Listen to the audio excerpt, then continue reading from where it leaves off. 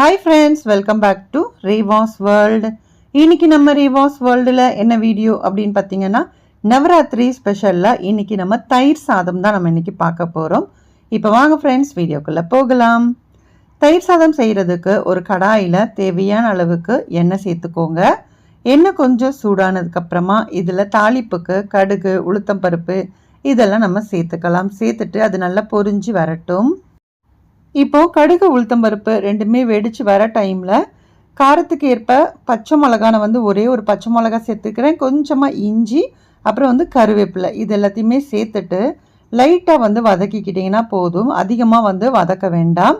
So இஞ்சியோட வாசனைலாம் பார்த்திங்க அப்படின்னா ரொம்ப நேரம் வதக்கிட்டிங்க அப்படின்னா அந்த ஃப்ளேவர் மாறிடும். ஸோ அதனால் சும்மா லைட்டாக மிக்ஸ் பண்ணி விடுங்க போதும். இப்போ கொஞ்சமாக பெருங்காய பொடியும் சேர்த்துக்கிட்டேன். ஸோ இப்போ இது ரெடி ஆயிடுச்சு. இப்போ நம்ம வேக வச்ச சாதத்தை நம்ம இதில் சேர்த்துக்க போகிறோம்.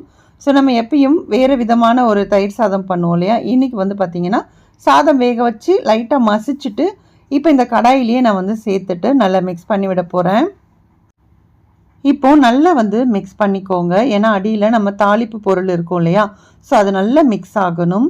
ஆல்ரெடி நான் சொன்ன மாதிரி நல்ல சாதத்தை நல்லா மசிச்சுட்டு அதுக்கப்புறமா நீங்கள் சேர்த்துக்கணும். அப்போ தான் உங்களுக்கு சாப்பாடு நல்லா குலைவாக உங்களுக்கு அந்த க்ரீமியாக உங்களுக்கு அப்போ தான் கிடைக்கும். ஸோ அதனால் இந்த மாதிரி நல்லா மிக்ஸ் பண்ணி விடுங்க. இது நீங்கள் உடனே சர்வ் பண்ணுறதுக்கு ரொம்பவே டேஸ்ட்டாக இருக்கும். இப்போ நம்ம அடுப்பை ஆஃப் பண்ணிடணும். ஆஃப் பண்ணதுக்கு அப்புறமா தான் நான் தயிர் சேர்த்துக்கிறேன். தயிரோட அளவு பார்த்திங்க அப்படின்னா நல்ல ஒரு கப் அளவுக்கு எடுத்துக்கோங்க. ஏன்னா இதில் அதிகமாக தண்ணியோ பாலோ அதிகமாக சேர்க்கக்கூடாது. நல்லா புளிக்காத நல்ல கெட்டி தயிராக இருந்துச்சு அப்படின்னா அந்த தயிரை மட்டும் சேர்த்தாலே உங்களுக்கு ரொம்ப க்ரீமியாக உங்களுக்கு அந்த சாதம் இருக்கும். ஸோ இன்றைக்கி கொஞ்சம் நான் பால் லைட்டாக சேர்த்துக்கிட்டேன். ஏன்னா அதிகமாக பால் சேர்க்கலை. இப்போ நம்ம ரெகுலராக எப்பயுமே எப்படி செய்வோம் அப்படின்னா பாலை அதிகமாக சேர்த்து தயிரை நம்ம கொஞ்சமாக சேர்ப்போம் இல்லையா. ஆனால் இதில் தயிர் அதிகமாகவும் பால் கொஞ்சமாக சேர்த்து நல்லா மிக்ஸ் பண்ணி விட்டுட்டேன். சப்போஸ் உங்களுக்கு உப்பு கம்மியாக இருந்துச்சு அப்படின்னா லைட்டாக உப்பு ஸ்ப்ரிங்கிள் பண்ணி விட்டுக்கோங்க. மேலே அதே மாதிரி கொஞ்சமாக கேரட்டை துருவிட்டு அதையுமே சேர்த்துக்கிட்டேன்.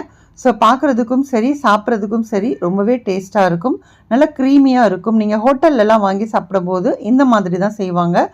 ஸோ அதே மாதிரி நீங்களும் ட்ரை பண்ணி பாருங்கள். ட்ரை பண்ணி பார்த்துட்டு உங்களோட ஃபீட்பேக்ஸை கண்டிப்பாக என் கூட ஷேர் பண்ணுங்கள். இந்த வீடியோ உங்களுக்கு பிடிச்சிருக்கும் அப்படின்னு நினைக்கிறேன். வீடியோ பிடிச்சிருந்தா வீடியோக்கு ஒரு லைக் கொடுங்க. அதே மாதிரி நம்மளோட ரிவாஸ் வேர்ல்ட் சேனலை இது வரைக்கும் நீங்கள் சப்ஸ்கிரைப் பண்ணலை அப்படின்னா ப்ளீஸ் சப்ஸ்கிரைப் பண்ணிவிட்டு சப்போர்ட் பண்ணுங்கள். நெக்ஸ்ட் ஒரு வீடியோவில் பார்க்கலாம். தேங்க்யூ.